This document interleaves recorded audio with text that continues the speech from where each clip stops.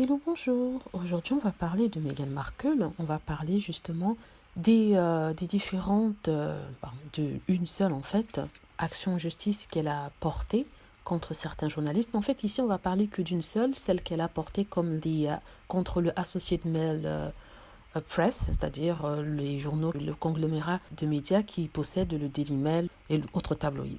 Comme vous le savez, elle a porté plainte contre ce groupe-là, car l'un de leurs newspapers, l'un des leurs journaux et site internet avait publié la lettre que Meghan avait envoyée à son père, et la duchesse explique qu'en fait, ça viole en fait les droits d'auteur. Ses droits d'auteur.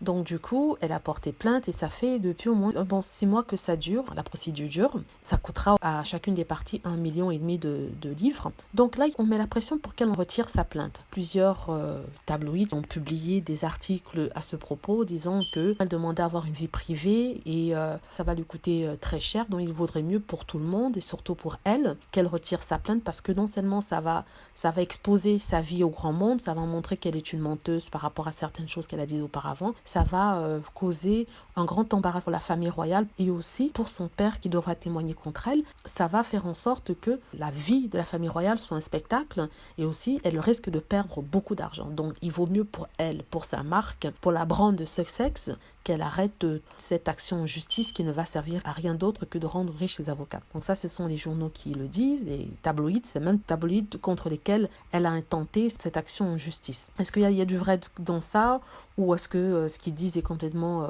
crétin? Donc il y a un peu de vrai dans ça, dans le sens où elle dépense beaucoup d'argent et que les journaux vont faire en sorte que ça dure longtemps, c'est-à-dire qu'ils vont essayer de repousser les dates importantes du procès pour prendre beaucoup de temps et qu'elle perde encore plus d'argent parce que durant ce temps-là, elle est représentée par des avocats. Donc en même temps, on se demande pourquoi ces tabloïds sont si intéressés de voir Meghan Markle retirer sa plainte. Est-ce qu'ils ont peur qu'elle gagne? Est-ce que c'est pour juste écrire des articles calomnieux sur elle? Pourquoi lui demander de retirer sa plainte? Eux, ils peuvent très bien reconnaître leur tort et payer les dommages et intérêts que la princesse demande. Pourquoi c'est à elle de retirer sa plainte, sachant que si elle retire sa plainte, elle va devoir rembourser les frais d'avocat de la partie adverse, à moins bien sûr qu'il y ait un accord entre les deux et que ce fameux journal décide de ne pas prendre de dommages et intérêts ni de ne pas demander à ce qu'elle rembourse les frais d'avocat.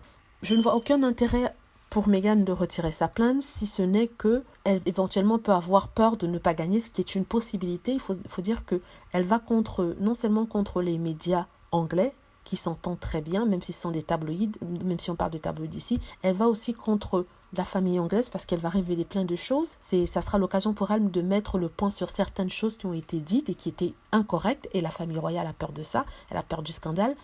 Donc, ils disent en fait que ça ne sert à rien de faire ça. Donc, elle a un intérêt à révéler des choses, n'est-ce pas?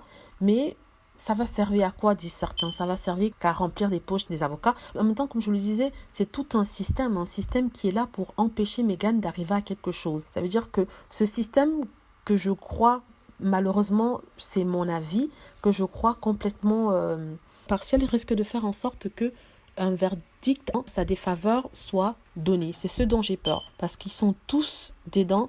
Ils sont tous dedans, que ce soit les médias, la famille royale. On a vu comment la famille royale envoyait des informations aux médias. Et c'est ces mêmes médias qui écrivaient dans la presse contre Meghan Markle. Et le système aussi est dans ça, puisque la plupart de ceux qui travaillent pour la famille royale ont travaillé ou travaillent encore pour le gouvernement anglais. Donc s'ils travaillent pour le gouvernement anglais, ils ont bien sûr des relations avec les tribunaux, que ce soit la cour de cassation, que ce soit le tribunal anglais. Pour moi, il s'agit juste d'une conspiration énorme et j'ai peur qu'elle s'embourbe dedans. Donc, mais de toute façon, si elle a foi en elle, si elle a foi au système, mais moi personnellement je n'ai pas foi, elle devrait continuer. De toute façon, à ce niveau-ci, je pense qu'elle est trop embourbée pour pouvoir arrêter. Parce que si on l'arrête, on va la traiter d'idiote, on va dire que encore de l'argent dépensé sans avoir réfléchi, que elle s'est rendue compte qu'elle ne pouvait pas cacher ses mensonges, qu'elle serait découverte. C'est pour ça qu'elle a arrêté la procédure en cours. Mon avis est que Meghan Markle va devoir aller malheureusement jusqu'au bout de sa démarche. Elle va aller jusqu'au bout de sa démarche, peu importe ce qui arrive. Si elle perd, elle perd. Si elle gagne, elle gagne. Voilà. Que pensez-vous de ça? Dites-le moi s'il vous plaît, j'aimerais bien le savoir. J'espère que vous avez aimé la vidéo. Si c'est le cas, n'hésitez pas à cliquer sur like,